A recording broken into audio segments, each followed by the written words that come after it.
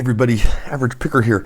I guess let's pick a lock. Oh, quick little shout out, in case you haven't seen his channel, Michael Gilchrist.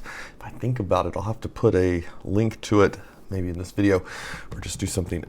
Yeah, cool little channel, man, and he's picking like all these locks that are some of my favorites, so, or they're just are really interesting, so it's fun to see. All right, anyway.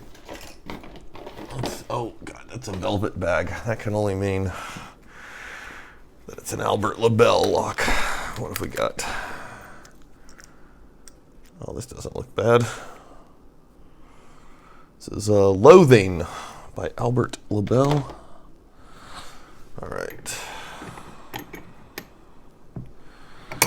I say it doesn't look bad because it's looks like it's built off of a Defiant or something. So, not too frightening. Let's see what we can get here. The key for it, too.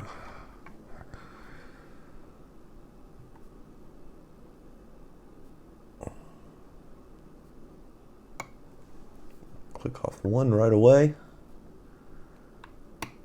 Oh, falling into a false set.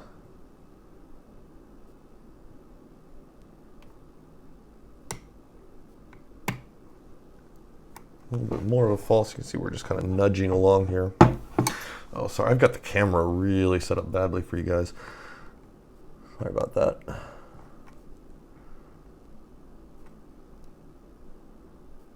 Maybe a couple options. Oh, that's the better option.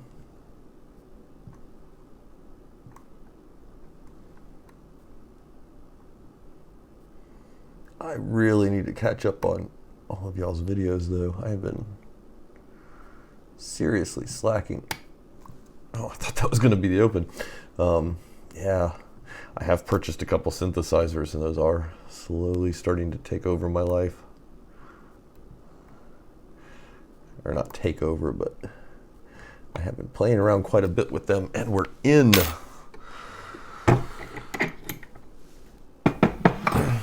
It's quite fun. I think it's. I think what's interesting about it is you just sit there and play, and you know, with locks you kind of do the same thing, but there's kind of a right and a wrong, right? You get it open or you don't. And with the synth stuff, you get to just play with all these knobs and switches, and you don't necessarily know what the result's going to be. But it's rewarding, right? The entire time, no matter what it's doing, you're getting some kind of result out of it. Plus, I've just always been into music, and it's good to get back into it a little bit.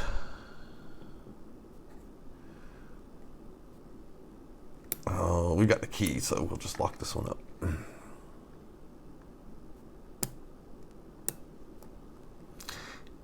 But I can tell you, man, it is, and you think lockpicking gets expensive. Try synths. Oh my goodness. And the pricing on them is just absurd in a lot of ways. I can't quite figure out where the cost is.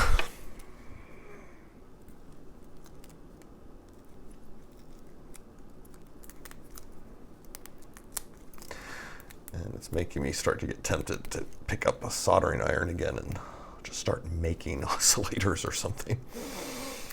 But there's just what I need, right? Another hobby.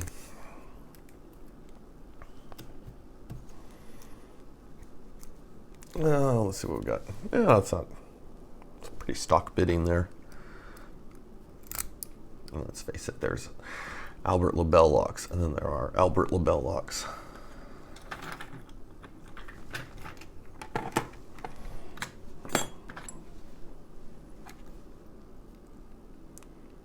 I think I'll need a shim. Okay, I thought I felt something. It's just a bit of grit. All right. See what we got here. Tweezers.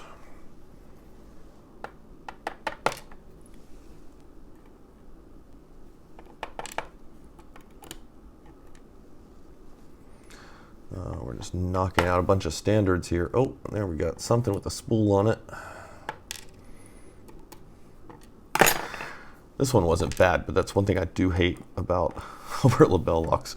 You can work your tail off to get one open, and you pop it and find out it's like all standards or lots of standards. Okay, so we've got undercutting on, wow, really nice undercutting on 2 and 4. God, he does some amazing work. I need to do a little video for him. He is like, Albert Lebel is another one of those just kind of hero picker people of mine.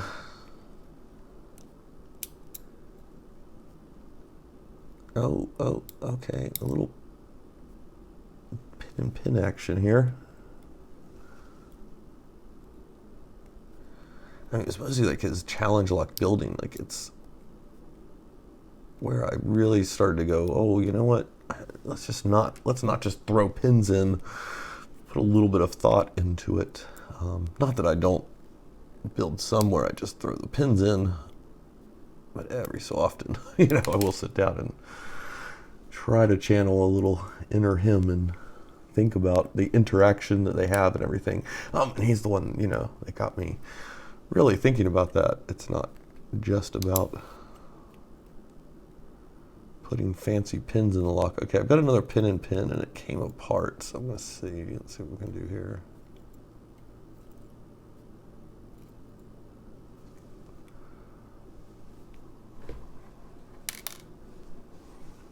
Not entirely sure which way it was orientated, but I'm about 75% sure it was that way.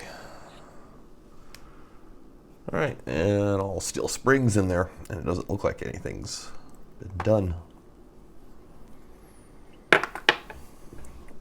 All right, let's flip the camera around, see what we got. All right, where did I put my tweezers? Here we go. I'll try not to throw too much shadow onto these pins.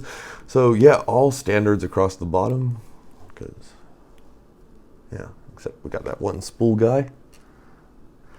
Standard in 1. And we've got 2 of these guys. It's actually got a little bit of wobble to them, maybe. Tiny bit. Well, that could just, some of that could be wear just from getting picked, because I'm kind of looking, I think I'm catching that bit of wear and tear on the side, and it's causing a bit of an illusion to think it's a bit of wobble on the pin. Maybe it's just me wishfully thinking that Lebel doesn't make everything perfect every time.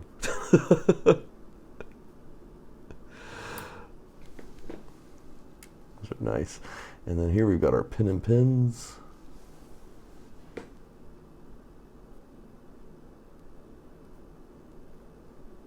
Very nice going on. Pretty sure this is the way, this one is the one I'm not sure how it was orientated.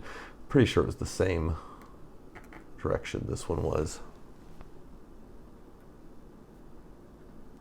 Oh, we do, wait, is there a little, well, there is a tiny little serration there. I missed that looking at it initially. See our little serration? Just enough to grab and do its job. All right, let's just, and, oh, that one's capped. Wait. Okay, so is this a little drunken job then, maybe? That's how I'm pretty sure it came out. But that's weird, isn't it? It could have been, maybe I can go back and find someone else's video on it. But I'm starting to think is that it was flipped. Let me chase this around. That it was like that, because this would have stopped the spring from going up in there. And that would account for a bit of the deep false set.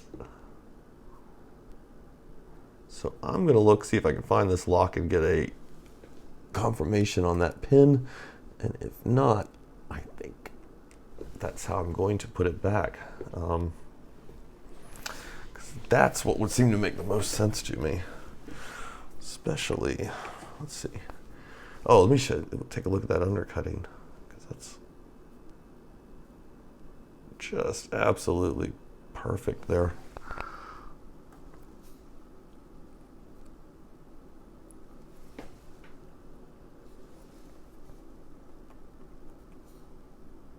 Because that to me makes more sense, right?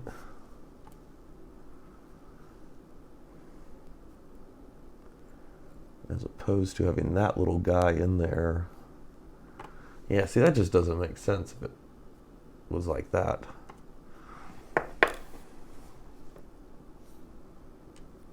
That's what I'm going to go with. So yeah, I guess when I popped it out, I read it a little wrong. You know, just trying to look at it sitting back there in the back of the lock, separate it off. Try to kind of figure out, well, which one would have popped out first?